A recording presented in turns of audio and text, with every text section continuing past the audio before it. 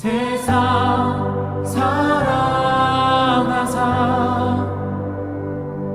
독생자를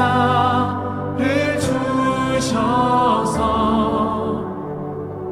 믿는 사람마다 멸망치 않고 영생을 얻게 하셨네.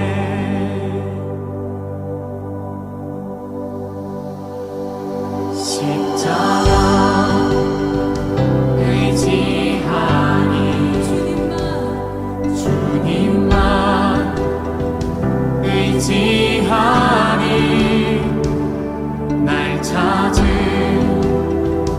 그의 사랑 날 구한 그의 사랑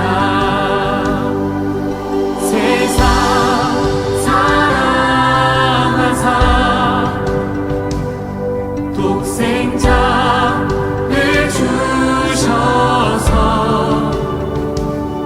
믿는 사람마다 멸망치 않고 영생을 얻게 하셨네. 주님 믿습니다.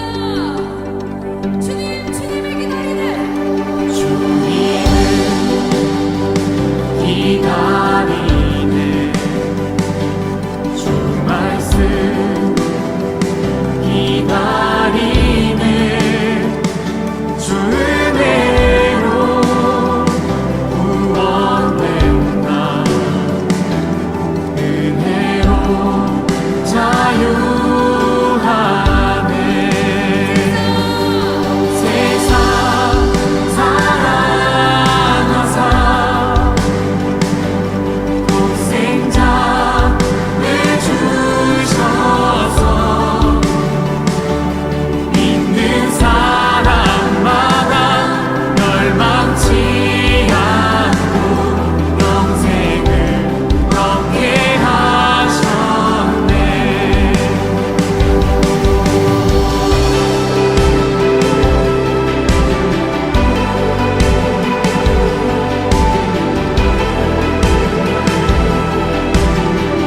오직 주의 은혜로 우리가 구원받았음을 믿습니다.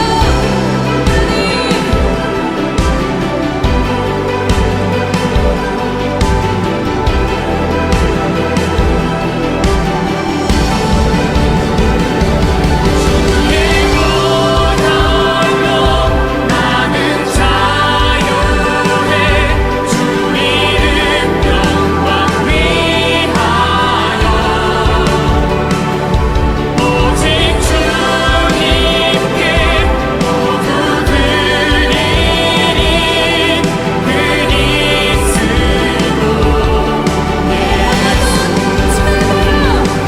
주의 보혈로 나는 자유해. 주 이름 영광 위하여 오직 주님께 모두 드리리.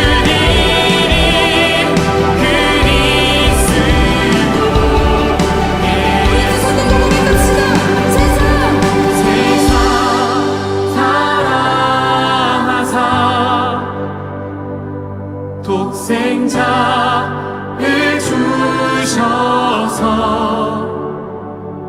믿는 사람마다 멸망치 않고 영생을 얻게 하셨네. 영생을 얻게 하셨네.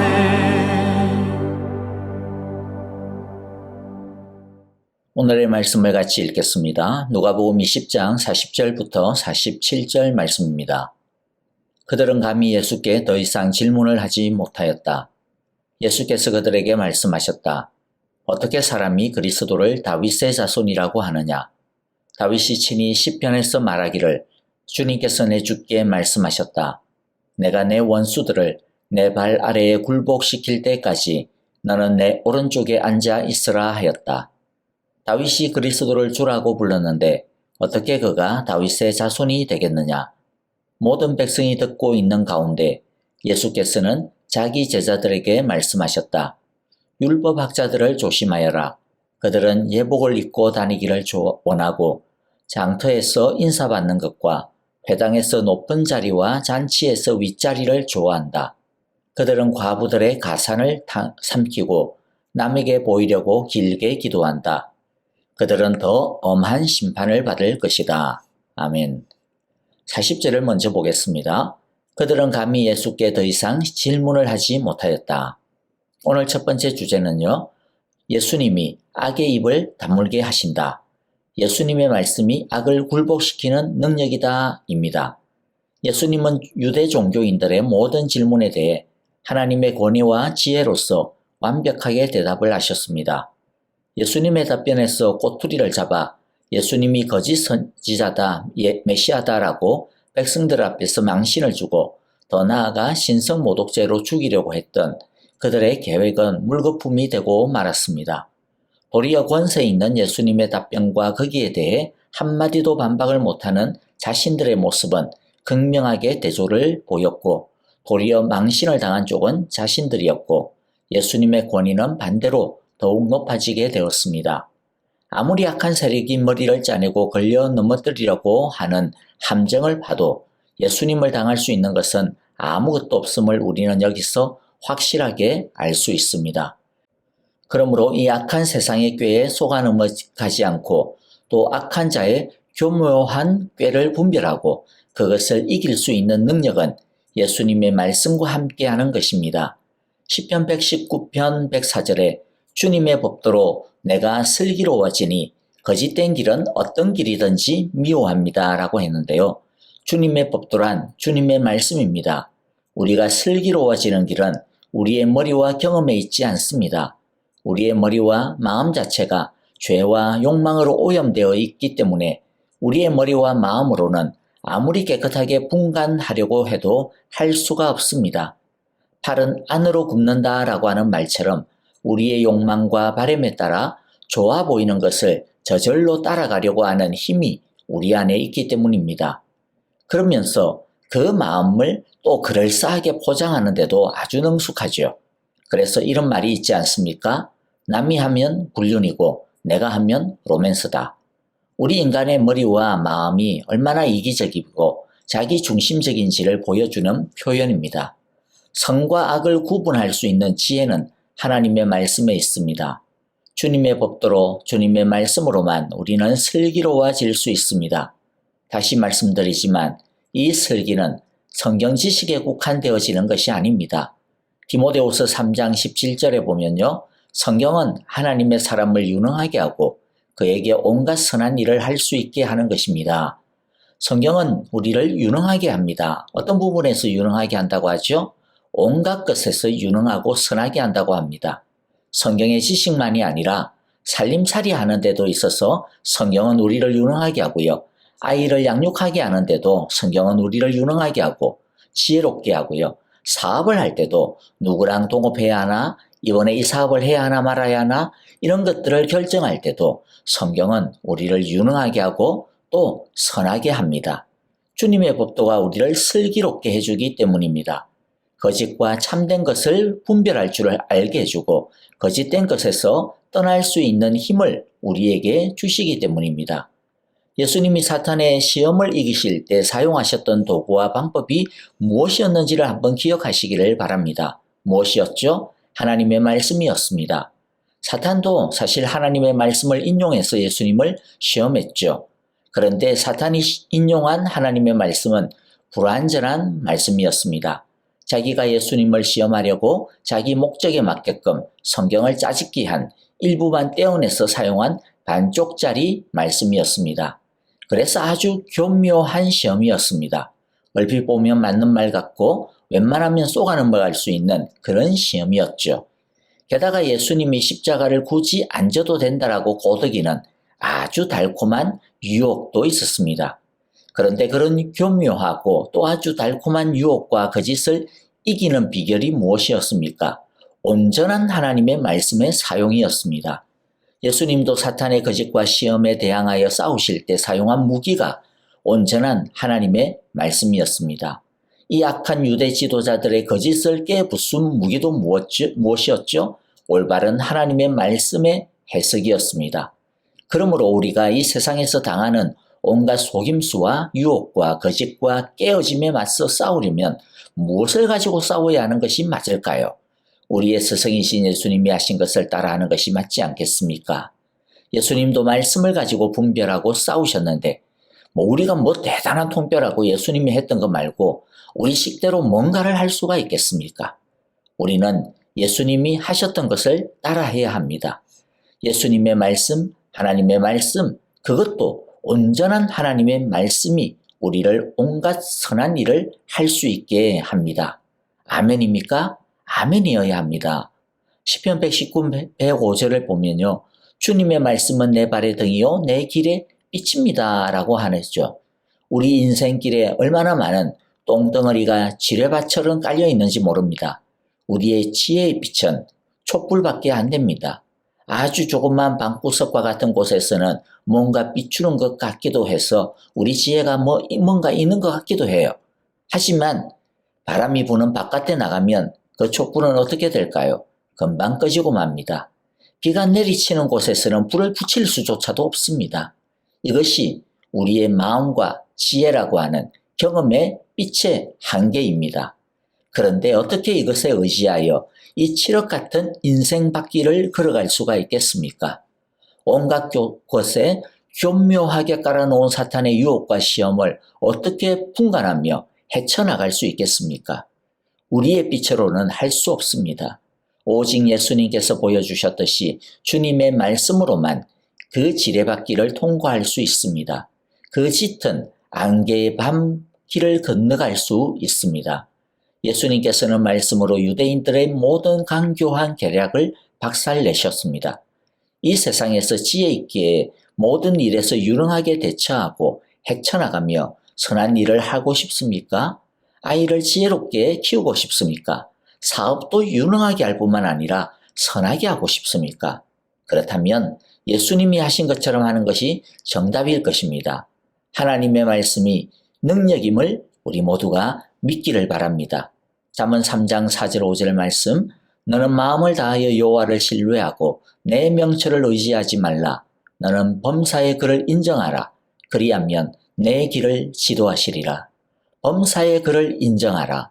우리가 요즘 자주 사용하는 표현이죠. 말씀의 일상화, 예배의 일상화. 그렇게 할 때 어떻다고요? 내 길을 지도하시리라. 여러분, 예수님이 가르쳐 주신 삶의 모범을 잘 배우는 우리 모두가 되어야겠습니다. 예수님의 길보다, 예수님의 방법보다 더 나은 길과 방법은 없는 줄 믿습니다. 주님의 말씀이 우리를 유능하게 합니다. 성경 말씀이 우리로 하여금 온갖 선한 일을 할 수 있게 해줍니다. 하나님의 말씀이 우리를 슬기롭게 해줍니다. 시험과 유혹을 분별하게 하며 이기게 합니다. 우리 모두 이번 한 주간도 예수님처럼 말씀으로 악을 무력화시키는 우리 모두가 되시기를 간절히 기도하고 축복합니다. 이제 우리 두 번째 주제를 보겠는데요. 두 번째 주제는 진짜 말씀을 사랑하는 것은 주님을 경외하는 것이다 입니다. 예수님은 이제 역으로 당신이 유대 지도자들에게 질문을 던집니다. 어떻게 사람이 그리스도를 다윗의 자손이라고 하느냐? 무슨 뜻이냐면요. 너희들이 그리스도를, 즉 너희들이 고대하는 메시아라고 하는 뜻이거든요. 그리스도는 즉 메시아를 다윗의 자손이라고 이야기하는데 그거 너희들이 무슨 마음으로 하는 거니? 그게 무슨 뜻인지 아냐? 이렇게 묻는 것입니다. 그러므로 그러면서 예수님은 이어서 성경에서 그리스도를 다윗의 자손이라고 한 본래의 의도를 다윗의 예를 들어가지고 설명해 줍니다. 다윗이 그리스도를 주라고 불렀다라고 하죠. 주, 이것이 진짜 의미라는 것입니다. 즉, 너희가 그리스도는 다윗의 자손이라고 부를 때 너희들의 그 속마음이 뭐냐? 그리스도가 다윗의 영광 권세를 재현할 것이고 그래서 우리를 로마의 압제로부터 해방시켜 줄 것이고 우리를 세계 중심 국가로 세워줄 것이고 그렇게 되면 우리는 끝내주게 살게 될 것이다. 그러니까 한마디로 말해서 너희들 마음속에 있어서 그리스도는 어떤 존재라는 겁니까? 너희들을 성공시켜 주는 도구, 그거 아니냐? 그게 바로 너희가 그리스도는 다윗의 자손이라고 이야기하는 그 속내가 아니냐라는 것이죠. 자기들이 주인공이고 그리스도는 종이라는 것입니다. 예수님은 이들 안에 있는 이기적이고 탐욕적인 본질을 꼬집고 보여주고 계신 것입니다. 신앙의 탈을 쓰고 있지만, 경건한 척하고 있지만, 하나님의 나라를 갈망하고 있다라고 하는 것 같지만, 그러나 실상은 세속적이고 이기적인 이들의 진짜 본내, 본 모습을 고발하고 계신 것입니다. 이에 반하여 진짜는 무엇이라고 합니까? 다윗이 그리스도를 주라고 높이며 그 앞에 엎드리고 항복하고 경배하였듯이 진짜 말씀을 사랑하는 사람의 본 모습은 그리스도를 주라고 떠받드는 것, 높이는 것, 그 앞에 무릎을 꿇는 것이라는 것이죠. 그러면서 46절, 47절에서 율법학자들을 조심하라고 합니다. 겉으로는 엄청 경건한 척, 있는 폼 없는 폼 온갖 개폼은 다 잡고 다니지만은 그러나 실상은 하나님을 경외하지도 않고 두려워하지도 않는다라는 것이죠. 만일 그들이 진짜 하나님을 주로 여겼다면 하나님의 말씀을 잘 안다고 하면서 어떻게 과부의 그 눈물과 한이 서린 가산을 삼킬 수가 있었겠느냐라는 것이죠. 그러고도 어떻게 뻔뻔스럽게 입으로는 하나님의 말씀이 어떠니 저쩌니 진리가 어떠니 저쩌니 라고 할 수 있겠느냐라는 겁니다. 정말로 말씀이 하나님의 말씀인 줄 알았다면 절대 그렇게 할 수 없었을 것이라는 것입니다. 그들의 그런 모습은 그들에게 있어서 하나님이 전혀 주가 아님을 보여주는 증거에 불과한 것이죠. 그래서 예수님은 제자들에게 그리고 오늘 우리에게 신앙의 탈을 쓴 거짓된 종교 행위를 삼가 조심하자라고 말씀하십니다. 하나님의 말씀을, 신앙을, 예수님을, 하나님을 믿는 것을, 예배를, 기도를 이율법 학자들처럼, 이유대인들처럼 자기를 위한 수단으로 삼아서는 안 되겠습니다. 진짜 신앙은 무엇입니까? 예수님의 진짜 이유가 무엇입니까? 다윗의 고백이 그 답입니다. 주라고 고백하며 경배하는 것입니다. 다윗은 자신의 후손인 어떤 한 인물을 주라고 고백하고 그 약속을 받은 이후로는 그 후손이 나타날 날만을 기다리며 고대하였습니다. 아브라함도 마찬가지였습니다. 그것처럼 진짜 신앙은 예수님을 나를 위한 도구로 대하는 것이 아니라 예수님을 주로 경외하고 순종하며 경배하는 것입니다. 그리고 예수님의 나타나심을, 이것은 단순히 재림 때의 나타나심만을 말하는 것이 아니고요. 지금 나의 삶 속에서 예수님이 나타나실 것을, 즉 예수님이 통치해 주실 것을 기다리며 그 통치에 또한 순복하는 것입니다. 그렇게 주로 높이며 따를 때 우리가 그렇게 바라는 하나님의 지혜를 우리의 삶 속에서 얻게 됩니다. 하나님의 지식을, 하나님의 능력을, 하나님이 가르쳐 주시는 인생의 길을 얻게 됩니다. 잠언 1장 7절입니다. 주님을 경외하는 것이 지식의 근본이오늘 어리석은 사람은 지혜와 훈계를 멸시한다. 그러므로 인생의 지혜를 소유하고 싶습니까? 그 비법이 무엇이라고 하십니까? 주님을 경외하는 것, 즉 예배의 일상화, 일상의 예배입니다. 어느 특정한 날, 특정한 일이 있을 때만 주님을 경외하고 찾는 것이 아니라 매일매일 생각날 때마다 주님을 찾는 것, 주님의 이름을 부르는 것, 더 나아가 주님을 주님이라 높이며 주님의 뜻에 순종하는 일상이 예배가 되어질 때 우리의 삶을 유능하게 하고 선하게 하는 하나님의 지혜를 얻게 될 것입니다. 말씀을 마칩니다. 우리 모두 이번 한 주간 말씀이 일상이 되고 일상이 말씀이 되며 예배가 일상이 되고 일상이 예배가 되어 하나님의 지혜로 모두들 유능해지시기를 간절히 기도하고 축복합니다. 이제 찬양을 부르면서 함께 기도하겠습니다.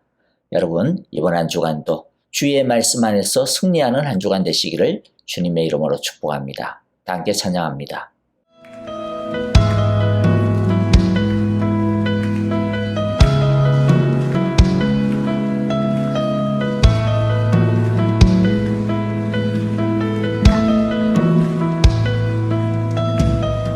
내게로부터 눈을 들어 주를 보기 시작할 때 주의 일을 보겠네.